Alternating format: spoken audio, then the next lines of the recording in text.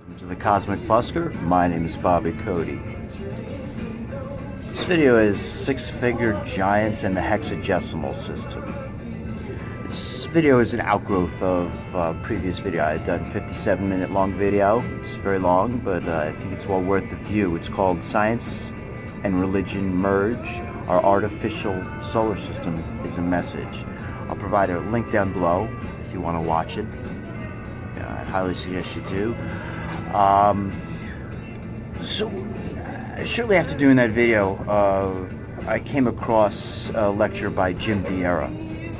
Jim Vieira is a lecturer who studies things that tend to be, mysteries, mysterious structures, etc. The name of this lecture by Jim Vieira is A Giant Mystery, Six Fingers and Toes. He takes a look at depictions of giants that allegedly once lived among us that had six fingers and toes. The reason this is relevant to my previous videos is I talked about the Sumerian number system and how it's hexagecimal. It interrelates to sacred geometry. You can watch the video if you want a little bit more in depth about it. Basically, it's a six-digit number system, or 60, both 6 or 60, either or. It's considered an outgrowth of both. Now we use a decimal system because we have 10 fingers. The Sumerians said they got their hexagecimal or six-based system from their gods. Did the gods have six fingers and that's why they had a six-based system? It appears that may be the case. Here's Jim Vieira. He's going to talk about some of the depictions in America by the Indians, petroglyphs and other artifacts showing six-digited fingers and toes. Let's take a look. At different sites in the American Southwest. This is Newspaper Rock at Utah, an ancient petroglyph site. And you find many hands and feet with six fingers and six toes here, including these six-toed petroglyphs. This one's particularly interesting. Look at how big this one is, and it has six toes. So it's portrayed specifically and specifically noted in this ancient rock art. This is also a McCornell Ranch in Utah. Look at the giant feet and look at the hands, six toes on each. A recent National Geographic article was called Extra Fingers and Toes Were Revered in Ancient Culture. The Pueblo people of Chaco Canyon decorated their great houses with six-toed footprints and sandal-shaped art. Here's one of the kivas at Chaco Canyon. In fact, in room 30 at Pueblo Bonito, they found a skeleton of a foot that had six toes on it. And here on the wall at Pueblo Bonito, you find these three large footprints with six toes each. What you can't see over here is a normal size. This is recently sent to me by somebody who was hiking in a canyon in Utah. The six-toed rock art is on the right. This is from an old geographical magazine, and it shows in Alton, Illinois, a rather large six-toed petroglyph as compared to the five-toed one. You find, basically all the southwestern states have this rock art where there's six toes and six fingers portrayed. Here again is... It's all over the American Southwest. We have depictions of six-fingered giants, essentially. Now, we've spoken about how the gods had six fingers. However, our relationship with whatever this race or races may be is very complicated. It doesn't appear we are just worshiping them. At least in the case of the American Indians, they were also at war with them. Let's hear what Jim Vieira has to say on that real quick. In Baja California, at the Coso site, we also have 6 fingers and 6 toes represented, but in a particularly interesting way. There was an ancient native tradition that there was a race of giants with 6 fingers and 6 toes that the peoples of the time, the indigenous peoples, warred with. And you'll see right here, this Joker-like being has 6 toes on his right hand. But also we have this 6-toed being at war with these 5-toed beings. And right here, 6 fingers, and he is littered with arrows. And this one right here, you'll see 6 fingers, and whoever this ancient person is, he is tuned up with a bunch of arrows, just trying to piece together if this ancient idea of a war between the two races occurred. Now, examples of the six-digit gods, or 6-digit representations of feet and hands, is so common in some areas. Scholars ponder why this is happening.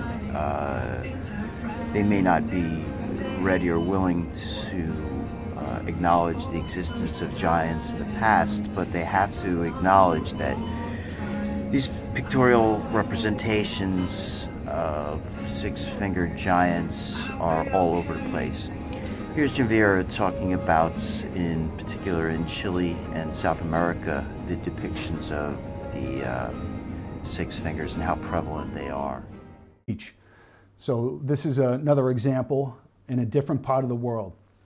And a new study out last year actually said the following: this prehistoric polydactylism, biological evidence in rock art representation from the Atacama Desert in northern Chile. So this study, and here's the authors, went in Chile and Argentina and found a vast amount of sites with 6 fingers and 6 toes carved everywhere.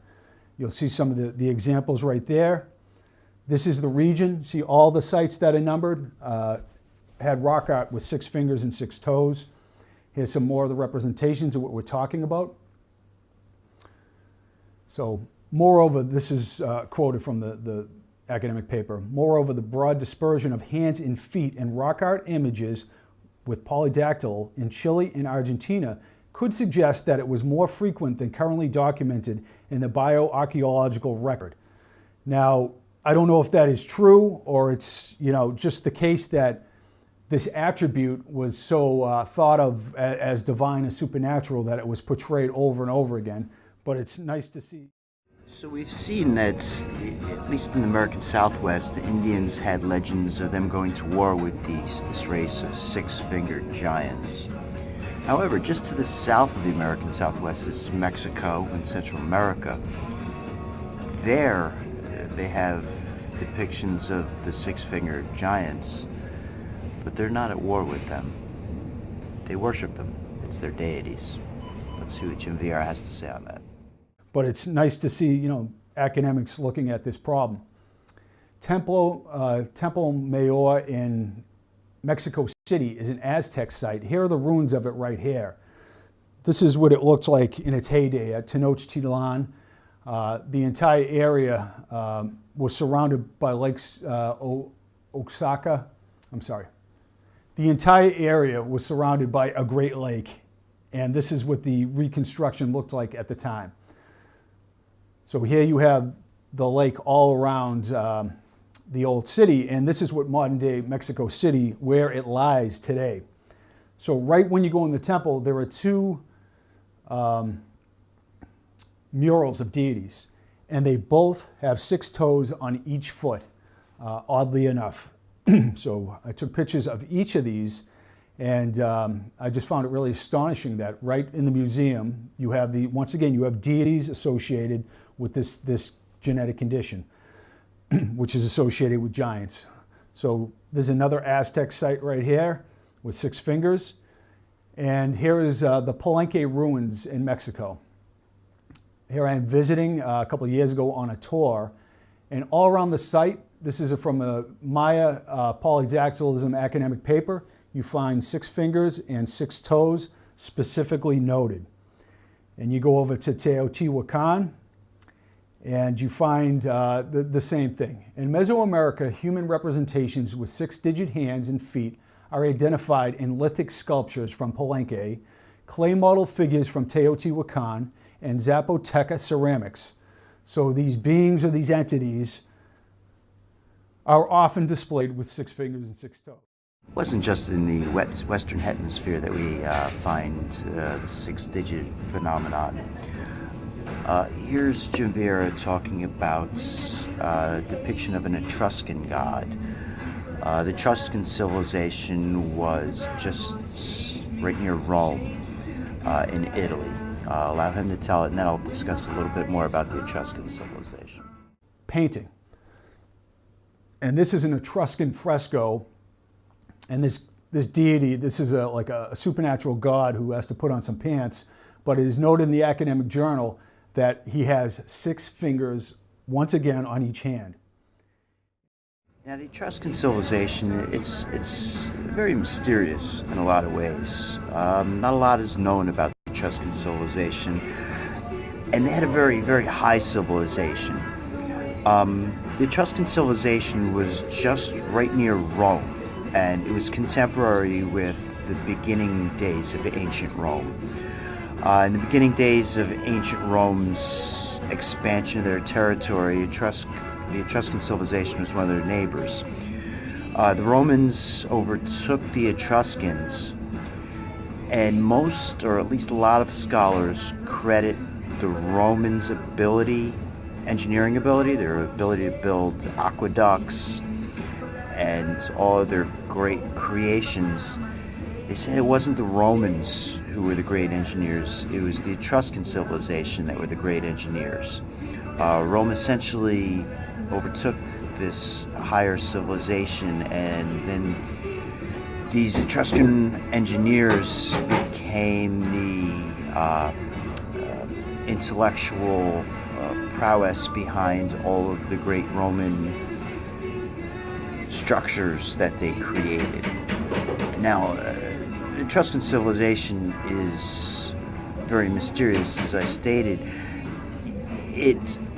My research, I believe that they are essentially refugees from a calamity that happened in Mesopotamia. My theory is that some of you may be familiar with the Bible story of Lot turning to salt.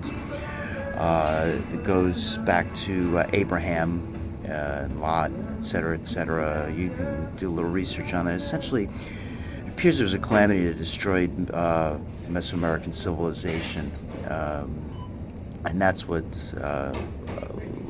Lot and Abraham were fleeing. It's my contention that calamity in Mesoamerica ended up in a host of refugee situations, people fleeing the calamity.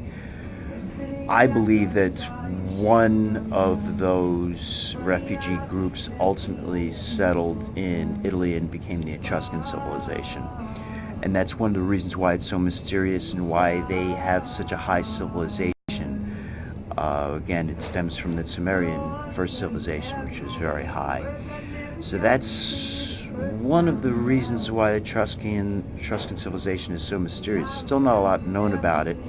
They're still trying to my knowledge, they're still trying to decipher the Etruscan civilization's writing as well. I have read that it's very similar to Hungarian, or I think maybe Magyar it's called, as the Hungarian language. I'm not certain. I'd have to look into more about that.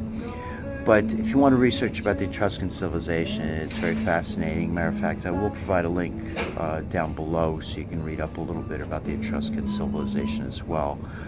I find it fascinating, and the whole mystery behind it, and the fact that, you know, they were kind of the mysterious power behind Rome's ascendancy.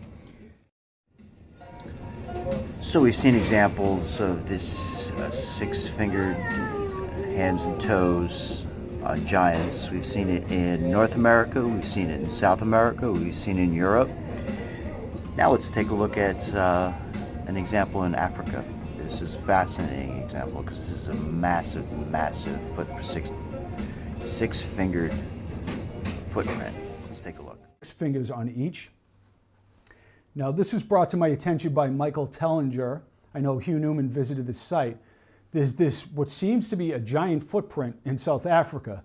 Now, I'm not claiming somebody stepped in the mud 200 million years ago, but maybe it is a representation by the indigenous peoples. Whatever it is, it's a giant footprint, and it actually has 6 toes. I think it's kind of quite striking to go along with the rest of the information I'm putting out there. So, you know, all around French Polynesia and the Pacific, you find the same phenomenon. Finally, let's take a look at depictions of the god Viracocha. This god Viracocha is depicted on an ancient mysterious monument in South America. The place is called Tiahuanaco. It's on the shores of Lake Titicaca. Lake Titicaca in South America is the highest navigable lake in the world. It's about, I believe it's about, I'd have to look it up, I believe it's about 10,000 feet high in the mountains. And 10,000 feet high in the mountains, there's this mysterious structure and city, ancient city, destroyed, the remnants are there. It's known as Tiahuanaco, and there on one of these structures is a depiction of Viracocha. Let's hear what Jim Vieira has to say about Viracocha. Is known to be this androgynous being, and he is portrayed as having 1, 2, 3, 4, 5, 6 fingers. And on the other side of the ocean, we have our friend Viracocha, and here's Tiahuanaco. Viracocha is right here. Now, he is well known to be androgynous. Google androgyny and Viracocha, you will find the old stories. He is thought to be a giant and a survivor of a lost civilization who emerges from Lake Titicaca. So there is a vase that Maurice Cottrell wrote about in The Lost Tomb of Viracocha, and it has a bas-relief with 6 fingers, and it looks like this one here. I can't find the original. Maurice hasn't sent to me yet, but I do know that Viracocha is represented in the German museum, and he has 6 toes on his right foot, and he's basically portrayed as a hybrid being. So we see that Viracocha was depicted with 6 digits as well. Now, this location at Tiahuanaco is very fascinating. As I stated previously, it's high in the mountains. Most scholars date Tiahuanaco to just a few thousand years ago in the modern era. However, there are some scholars, particularly what's called archaeoastronomers. Those are astronomers who use, those are archaeologists who use astronomy as well to date artifacts. They have dated Tiahuanaco to tens of thousands of years ago, about 13,000 years ago or older. If that's the case, then Tiahuanaco overturns recorded history, because recorded history is only 6,000 years ago. Before then, it's alleged that we were cavemen, primitive hunter-gatherers, etc., etc. However, if Tiahuanaco is 13,000 years old, it overturns history, and it proves that there was an ancient high civilization in Earth's past. Now, the archaeoastronomer who has made that determination was a gentleman by the name of Arthur Poznansky. He used essentially the way that the structure was aligned with the stars, because it seems that a lot of our ancient structures were not only created in sacred geometry, but also created in a certain alignment with the stars. And because the stars move over thousands of years, you can go back in time and make a determination of when it was built based on the way the stars are. So if Tiahuanaco was 13,000 years old, or 13,000 BC, like I said, it not only overturns history, but it appears to raise the question of who these six-fingered giants were and how prevalent they were back tens of thousands of years ago. DNA has already determined, I just want to do a little side mention here. DNA has already determined that the human species is a hybrid species. Europeans have Neanderthal blood. Asians have Neanderthal and what's called Denisovan blood. We're a species mixture, essentially. Now, these giants, or gods, these six-fingered giants are gods that we have myths of and legends of, and pictorial evidence of, and scripture evidence of. It appears, at least in the Bible, it says that they mated with humans and created children, and it appears that we are a hybrid species, and these six-fingered giants may be one of the missing links in our evolution, our understanding of our creation and how we